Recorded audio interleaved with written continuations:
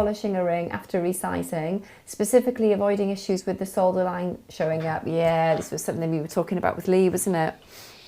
So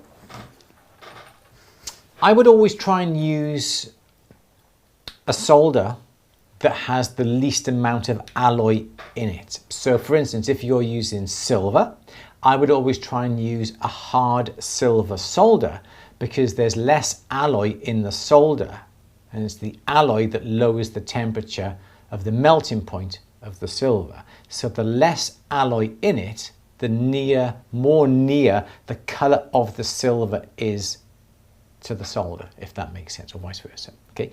Likewise, if you're using gold, try and use a hard gold solder because again, there's a least amount of alloy in the gold, so it'll match in color. That's the most important thing. If you've got things like rose gold rings and you're trying to use a red solder, there's not much you can really do because one's rose, one's red, and sometimes it will show. So what you need to do is, if you had a ring shank, okay, so I'm looking down on top of the ring, here's the ring here, that's the inside the shank, and say you had the join across here. Okay, what you need to do is to make sure that when you emery the ring, you always try and emery it in this direction, okay, back and forth, or in this direction. What you don't want to really do is to emery it across the join, okay? So you want to try and go at perhaps right angles or at 45 degrees to the joint for a start. Always try and emery the ring or wet and dry the ring, whatever you want to call it, down to around about 1000 grit, 1500 grit. And by doing that, it means you won't need to spend a long time on the polishing mops. So there is your join there.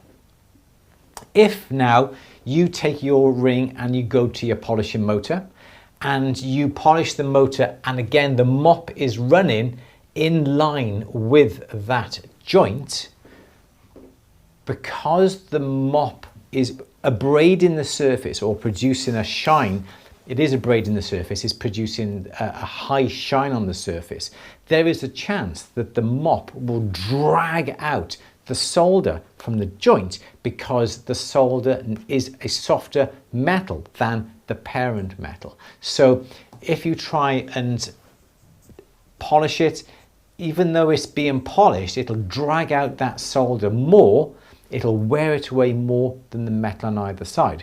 That is why you usually see perhaps a slight tiny little dip where the joint is. So always try and polish across the joint. So say you have your polishing wheels, okay, on your motor this way, what you want to do is to get the ring, can't really see me here, going in this direction. So the ring would be vertical and the join's down here. So when you put the mop on the joint, it's going in that, okay, and not across it. Close fitting joints, nice and thin, parallel surfaces, the minimal amount of solder will always help.